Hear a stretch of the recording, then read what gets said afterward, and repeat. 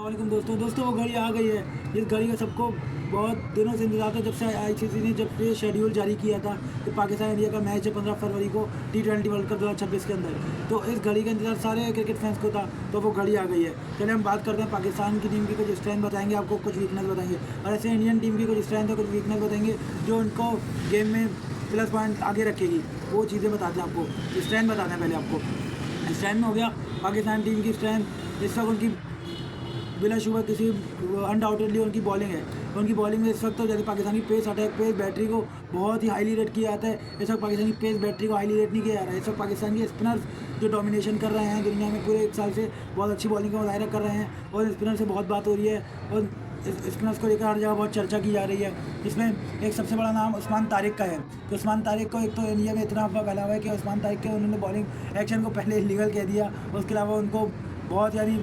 तनकीद का निशाना बना रहे हैं, उनको बहुत प्रेशर डाल रहे हैं। और ये माइंड गेम्स भी होते हैं। ये माइंड गेम भी हो सकता है कि बड़े मैच से पहले अगर वो ये वीडियो या वो अगर कोई ऐसी वीडियो देखें जिस पर उनको तनकीद का निशाना तनकीद की जद में लाया जा रहा है या उन पर इलीगल होने का बहुत सारी बातें उनके खिलाफ करी जा रही हैं गेम्स में, तो हो सकता है माइट भी पॉसिबल है कि उस पर उन पर इस चीज़ का प्रेशर भी हो, तो वो अपनी जो उनकी एक हवा बना हुआ है वो बॉल उस हिसाब से करा ही ना पाएँ उस डर के हॉल में आकर। जो ये भी हो सकता है माइंड गेम इंडिया की तरफ से, और ये होता है, ये हम भी करते हैं बहुत दफ़ा, वो भी करते हैं, ये बस समझना पड़ता है हमें। उसके अलावा पाकिस्तान के बैट्समैन, हम बात करते हैं पाकिस्तान के बैट्समैन से, सबसे ज़्यादा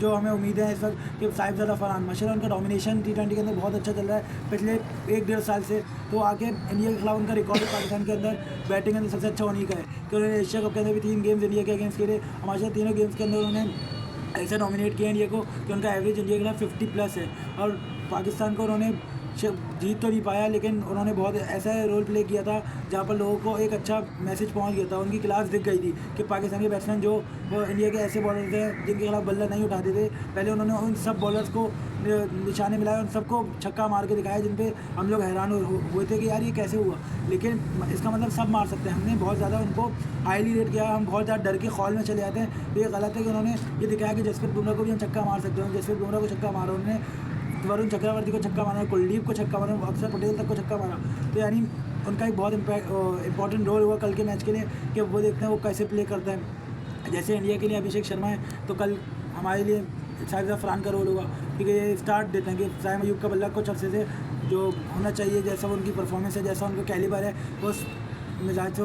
बैटिंग कर नहीं पा रहे, लेकिन वो यूटिलिटी पे ले रहे हैं, बॉलिंग माशाल्लाह बेहतर कर रहे हैं, बेहतरीन कर रहे हैं, बल्कि नया बॉल भी कराते हैं, बीच में आकर भी अच्छी बॉलिंग कराते हैं। उसके अलावा आप देखें कि क्रंच मोमेंट, एक क्रंच मोमेंट होता है जो टीम को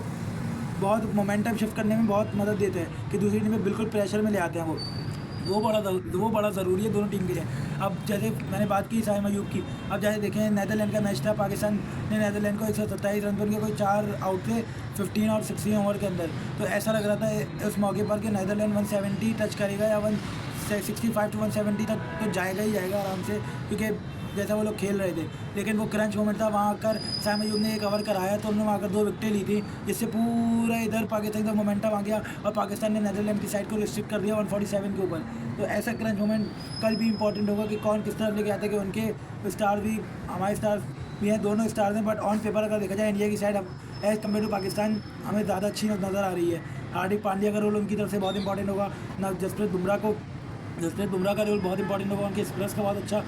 रोल होगा कि देखते हैं। नर्स का गेम है तो नर्स जो काबू कर लेगा, नर्स जिसने काबू कर ली वो तो वैसे ही मैच वैसे ही आगे होगा। जहाँ तक हम लोगों को पता है क्रिकेट का, वो वैसे ही फ्रंट में होगा, आगे होगा उस गेम से, दूसरी टीम से आगे होगा। तो ये हम लोगों को अब देखना पड़ेगा कि पाकिस्तान क्या हिकमत अमली बना के जाते हैं, प्लान्स क्या होने चाहिए, क्या हम देखें। अभी तक हमने ये सोचा हुआ है कि पाकिस्तान स्पिनर अपने खिलाएगा और पाकिस्तान की स्पिन अटैक जो है वो उनकी इस वक्त रीढ़ की हड्डी है बॉलिंग के लिए। लेकिन हम ये भी तो सोच सकते हैं कि मैच है श्रीलंका ग्राउंड में, तो वहाँ पर ये देखें आप ये भी तो सोच सकते हैं कि पाकिस्तान की अगर अब स्पिनर वेपन अच्छे हैं तो वहाँ पर पाकिस्तान फास्ट बॉलिंग कुछ भी नहीं है इस वक्त, अच्छी इतनी नहीं है या फॉर्म में नहीं है। एक शाहीन आफरीदी है तो इतनी अच्छी फॉर्म में नहीं है वो भी, जो कि हम लोग पास में देख रहे हैं 3-4 मैचों के अंदर। तो ये भी हो सकता है कि पिच जो है वो बिहेव ना करे, स्पिन वो बिहेव करे फास्ट बॉल पे, जो हो सकता है पिच पे घास हो। तो अब ये हमें देखना पड़ेगा कि हम फास्ट बॉलर को कैसे एग्जीक्यूट करते हैं, हमारे फास्ट बॉलर को यूज़ कैसे करते हैं। कि हम लोग ये देख रहे हैं कि हमने वर्ल्ड कप के अंदर 2 मैच हुए, फ़हीम अशरफ से ने एक बॉल भी नहीं कराया, एक कवर भी नहीं कराया, वल्लाह आलम कल फ़हीम अशरफ बॉल करेंगे नहीं करेंगे, लेकिन कल अकॉर्डिंग टू मी उनको करना चाहिए बॉल के। उन्होंने एशिया कप के फाइनल के अंदर भी एक माशा उनका एक एक्सपीरियंस है बहुत ज़्यादा, तो उनका एक्सपीरियंस नज़र आए थे एशिया कप के फाइनल के अंदर, जहाँ पाकिस्तान को नीड थी बड़ी विकेट्स की, जो अभिषेक शर्मा की, उसके अलावा शुभमन गिल की नया बॉल उन्होंने कराया था आगे, तो उन्होंने वहाँ पर आगे जो नीड थी पाकिस्तान को दोनों विकेटें दिलवाई थी। तो एक उनका एक्सपीरियंस है ऐसा कि कैसी पिच पर क्या बिहेव पिच करिए, तो हमें किस वेरिएशंस के साथ जाना है, तो उनका एक्सपीरियंस पाकिस्तान यूज़ कर सकते हैं। जैसे इंडिया हार्दिक पांड्या का एक्सपीरियंस यूज़ करता है कि हार्दिक पांड्या जब खेलते हैं उनके, तो वो एक बॉलर कम कर देते हैं इंडिया फास्ट बॉलर। तो ऐसे पाकिस्तान को भी फ़हीम अशरफ का फ़ायदा उठाना चाहिए पूरा 100% की, वो बॉल भी करा सकते हैं और अच्छी तरीके से करा सकते हैं। ये देखना पड़ेगा कि पिच क्या बिहेव करती है। अगर पिच स्पिन पिच है तो पाकिस्तान को अब ये देखना होगा कि हमारे स्पिनर जो हैं, ये नहीं कि सबको साथ ही करना है, हमें ये भी तो देखना होगा कि कौन से बैट्समैन के लिए कौन सा स्पिनर हमारा कारआमद अच्छा साबित होगा, क्योंकि हमारे सबसे अभी तो टॉप लाइन स्पिनर हमारे अबरार अहमद और उस्मान तारिक, जिन पे बहुत बात भी हो रही है, तो ये है। उसके अलावा हमारे शाइम अयूब T20 के अंदर नंबर 2 ऑलराउंडर अब हो गए वो आज की तारीख के अंदर। लेकिन अब ये 3 के अलावा हमारे पास एक्सपीरियंस ऑलराउंडर शादाब खान और मोहम्मद नवाज़ भी हैं, जो बहुत अरसे से पाकिस्तान टीम को सर्व कर रहे हैं। पिछले 10 सालों से वही लोग ऑलराउंडर के नाम पर पाकिस्तान टीम से खेल रहे हैं, तो उनको एक एक्सपीरियंस भी है, उनको एक नर्व पर काबू रखना भी आता होगा कि जैसे उनको एक पता होगा ये हाई वोल्टेज मैच है, उसको खेलना कैसे है, इसके अंदर प्लान को एग्जीक्यूट कैसे करना है, क्योंकि ये लोग तो फर्स्ट टाइम या सेकंड टाइम थर्ड टाइम ऐसे खेल रहे हैं कि इन लोगों का इतना हुआ नहीं है टाइम खेले हुए कि इन लोगों को प्रेशर में आ सकते हैं। बट ये लोग हैं फिर हमारे सीनियर, जैसे बाबर आजम होगा, बाबर आजम का कल बहुत इंपॉर्टेंट रोल होगा कि एक तो ये हो सकता है हमारे ओपनर्स और हमारे टॉप ऑर्डर सलमान अली आगा तक ने हमें स्टार्ट देना है, 6 ओवर पावर प्ले करना बहुत अच्छा स्टार्ट देना है। बट बाबर आजम का रोल सबसे क्रूशल होगा पाकिस्तान की बैटिंग लाइन के अंदर, कि 7वें ओवर से लेकर 14 to 15 ओवर तक पाकिस्तान को एक विकेट इन हैंड रख के रन करना है ना, 8-9 रन पर ओवर, तो वो बाबर आजम करके दे सकते हैं। तो बाबर आजम की सलाहियत है कि उनको पता है कि मैंने मिड विकेट और स्क्वायर लेके बीच से चौका कैसे मारना है, उनको ये पता है मुझे मिड और मिड विकेट के बीच से चौका कैसे मारना है और मुझे स्ट्राइक रोटेशन कैसे करनी है, बड़ी हिट मारे बगैर रिस्क लिए ओवर में 9-10 रन लेना। बाबर आजम सबसे इस वक्त उन्हीं को पाकिस्तानी टीम में अच्छा रोल मिला है कि उन्हीं को ये अच्छा आता है, वो ये कर सकते हैं। पास में भी उन्होंने बहुत अच्छे किए हैं कि उनको एक तो पहले 6 ओवर के अंदर अपने आप को सेट करते हैं, उसका दिन इनको बिल्ड करना उनको आता है ये, तो ये अब उनका रोल होगा यहाँ से कि 7 ओवर तक एक्सपीरियंस है माशाल्लाह से, उनको का एक्सपीरियंस शो करना पड़ेगा कल, कि उनको भी बहुत कॉन्फिडेंस मिला होगा। उन्होंने USA के खिलाफ एक बहुत अच्छी बेहतरीन इनिंग खेली है 46 रन की, वो भी अच्छे स्ट्राइक रेट के साथ, जो हम पाकिस्तान उनसे एक्सपेक्ट कर रहे हैं कि बाबर का स्ट्राइक रेट अच्छा नहीं है, तो बाबर आजम का स्ट्राइक रेट ही माशाल्लाह बहुत मुस्बत था उसमें, तो बाबर आजम को बहुत कॉन्फिडेंस मिला होगा और ये पाकिस्तान के ये बहुत खुशाइंद है कि बाबर आजम जैसा खिलाड़ी पीछे आपके पास मौजूद है, तो आपके ओपनर भी थोड़ा रिलैक्स होकर खेलेंगे कि बाबर आजम जैसा एक एक्सपीरियंस खिलाड़ी आपके पास पीछे बेंच पर है उस वक्त, तो एक तो उनके साथ ड्रेसिंग रूम शेयर करेंगे, तो एक तो वो बहुत फ़ायदा होगा उनके लिए, और दूसरा वो अपना जो टीम के लिए कप्तानी है उनकी, वो कप्तानी भी जो उन्होंने 4-6 साल करी है पाकिस्तान के लिए, वो भी अपना एक्सपीरियंस शेयर कर सकते हैं, तो ये भी उनके लिए बहुत अच्छा, पाकिस्तान टीम के लिए अच्छा है कि जहाँ से फ़ायदा बाबर आजम को उठा सकते हैं वो उठाएं। ये हमें देखना होगा कि वो पाकिस्तान टीम को देखना होगा, मैनेजमेंट को देखना होगा कि बाबर आजम को यूज़ कैसे किया जाता है कल के लिए, क्योंकि और एक अच्छा कंसर्न मुझे नज़र आ रहा है पाकिस्तान के लिए प्लस पॉइंट कि पिछले 4 से 5 हम टूर्नामेंट जितने देखते हैं, जहाँ तक नज़र आती है पाकिस्तान की फील्डिंग को जितनी कोई ख़ास नज़र नहीं आती, बट ये ऐसा टूर्नामेंट जिसमें पाकिस्तान की फील्डिंग माशाल्लाह बहुत अच्छा परफॉर्म कर रही है, बहुत अच्छी नज़र आ रही है, इसमें बहुत अच्छे कैचेस भी लिए गए। नीदरलैंड के खिलाफ पाकिस्तान के अंदर बाबर आजम और शाहीन हफीज़ ने कैच लिया, उससे पहले एक उस्मान खान विकेट कीपर ने बहुत अच्छा कैच लिया था, यानी मिस फील्डिंग इतनी नहीं हो रही पाकिस्तान की तरफ से, जो हमेशा हो जाती है, जो पाकिस्तान अपने ऊपर खुद ही प्रेशर डाल देता है ज़्यादा। तो अभी कल के मैच में बहुत इंपॉर्टेंट होगा कि पाकिस्तान में फील्डिंग कैसे करनी है। और अब बात करते हैं इंडिया पे। अब इंडिया की बात है, इंडिया की स्ट्रेंथ जो है वो है अभिषेक शर्मा, उनकी बैटिंग में टॉप ऑर्डर उनका जो है, उनको हमेशा स्टार्ट अच्छा लेके देता है, खासतौर पे अभिषेक शर्मा और आजकल ईशान किशन एक बहुत अच्छे नाम है, पर वो अभिषेक शर्मा के पीछे चुप रहे हैं बहुत अरसे से कि उन्होंने जो पिछला गेम खेला इंडिया को 1 साइडेड ही कर दिया, उन्होंने पावर प्ले के अंदर जो स्टार्ट दिया, उन्होंने 64 रन की जो बैटिंग करी है उन्होंने नामीबिया के खिलाफ, तो ऐसे वो भी स्टार है कि वो अभिषेक शर्मा के साथ अगर 6 ओवर खेल जाते हैं बगैर विकेट गिरे तो पाकिस्तान के लिए बहुत ही ख़तरा हो जाएगा, बहुत ही पाकिस्तान को ये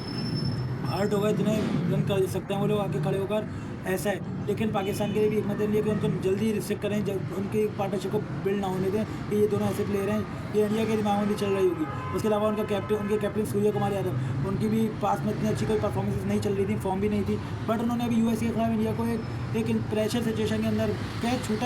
जाता है, कोई बात नहीं, it's a part of cricket है, ये तो कैच छूटता भी है, कैच पकड़े भी आते हैं अच्छे, तो ये तो क्रिकेट का चांस होता है। लेकिन उन्होंने उसके बाद भी इतनी अच्छी बैटिंग करी थी कि बहुत ऐसे इंडिया को टोटल पे लाके खड़ा कर दिया था, एक वन साइडेड मैच कर दिया था कि यूएसए की टीम थी, छोटी टीम थी, उसके हिसाब से वन साइडेड मैच का टोटल कर दिया था उन्होंने। जो अब ये उनके लिए भी प्लस पॉइंट है कि उनके कप्तान स्वयं से लीड करता है तो टीम वैसे ही बहुत मोराल बहुत अच्छा हो जाता है। तो ऐसे ही है कि उनकी अब फॉर्म जो आई है वो भी उनके लिए खुशाइंद है कि उनके वो जो ओपनर से प्रेशर बहुत था पहले कि उनको नीचे रन नहीं मिल रही, सपोर्ट नहीं मिल रही थी। अब उनको सपोर्ट है कि अब उनके कैप्टन की इनिंग्स भी आ गई है। उसके अलावा नीचे से उनके बाद तो हार्दिक पांड्या, वो तो माशाल्लाह ऐसी परफॉर्मेंस देते हैं बड़े मैच के अंदर कि हम सब हैरान हो जाते हैं कि ये कि क्या हो गया इनको। तो बॉल से करके दिखाते हैं, बैटर तो बैट से करके दिखाते हैं। वर्ल्ड कप के फाइनल के अंदर उन्होंने ऐसा हमने पास में बहुत देखे हैं। वर्ल्ड कप के फाइनल में भी हमने एक ऐसा ही मैच देखा था जिसके अंदर उन्होंने फाइनल के अंदर हैंडल्स खिलाते सबको मार रहे थे, तो उन्हें वहाँ कर उसकी विकेट भी ली थी और उनको बैकफुट पे कर दिया था। बिल्कुल हारा मैच इंडिया के लिए उन्होंने जितवा दिया। फाइनल ओवर के अंदर उन्होंने डेविड मिलर को भी आउट करके पूरा मैच मोमेंटम भी शिफ्ट किया था और पूरा उन्होंने बैकफुट पे कर दिया था साउथ अफ्रीकन टीम को। ऐसे ये उनको बहुत कॉन्फिडेंस देगा इंडियन साइड को भी और हार्दिक पांड्या को भी कि और वो इतने बड़े स्टेजेस पे इतने बड़े टूर्नामेंट्स पर कर चुके हैं इंडिया के लिए। उसके अलावा जसप्रीत बुमराह की हाल ही में परफॉर्मेंस की इतनी खास अच्छी चल नहीं रही। तो एशिया कप से पहले तक बहुत अच्छी थी, लेकिन उसके बाद से वो थोड़े जहाँ नज़र आ रहे हैं थोड़े इतने अच्छे नज़र नहीं आ रहे। यानी साहिबजादा फरहान ने जब से उनको छक्के मारे उसके बाद अभी इंडिया से सीरीज थी न्यूजीलैंड की, तो वहाँ डैरिल मिचेल ने भी उनको अच्छा खासा कॉस्टली रहे थे वो, जो उनसे उम्मीद नहीं करी जाती। कोई भी क्रिकेट फैन उनसे उम्मीद ये नहीं कर लगाएगा या कोई भी सोचता नहीं है कि इतने कॉस्टली वो हो सकते हैं। लेकिन अब कल का मैच है, एक मैच है, कौन हीरो बनेगा देखते हैं कल के। लाजमी तो नहीं है ना शाहीन आफरीदी और जसप्रीत बुमराह की फॉर्म अच्छी नहीं चल रही या उनके पास वेरिएशन की कमी है। वेरिएशन की अभी किसी की बात नहीं है। एक दिन होता है हीरो भी बना देता है, एक दिन होता है आपको ज़ीरो भी बना देता है। और ये जसप्रीत बुमराह का तो बहुत इंपॉर्टेंट हुआ। जज़ाकल्लाह, थैंक यू।